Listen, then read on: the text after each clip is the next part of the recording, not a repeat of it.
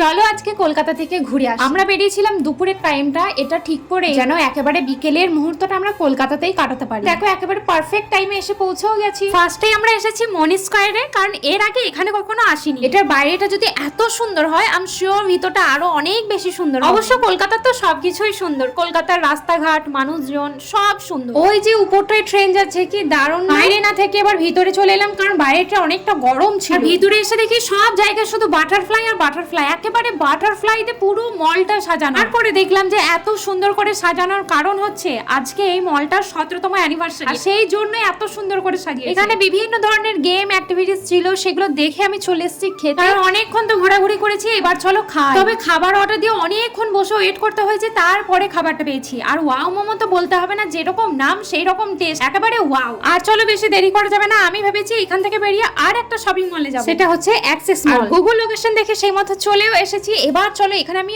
অনেক শপিং। আমার সব থেকে বেশি তো এই ড্রেসগুলো পছন্দ হয়েছিল, কিন্তু এখন তো এগুলো পরা যাবে না, সেজন্য বাকি যেগুলো ছিল সেগুলো সব তুলে নিয়েছি। আর হ্যাঁ, আমার শপিং কিন্তু এত তাড়াতাড়ি হয়ে যায়নি, অনেক টাইম লেগেছে, কারণ আমার পছন্দ করতে সময় লাগে অনেক। তাই শপিং শেষ করে সোজা চলে এসেছি ডিনার করতে, অনেকটা রাত হয়ে যাচ্ছে। আর এই কয়েকদিন আমার এত রাত করে ঘুমানো হচ্ছে যে আমার চোখগুলো দেখে বুঝতেই পারছো কতটা ঘুম পেয়েছে। কিছুক্ষণের মধ্যে আমাদের অর্ডার করা সমস্ত খাবার চলে এসেছে। চলো এখন বাড়ি যাই।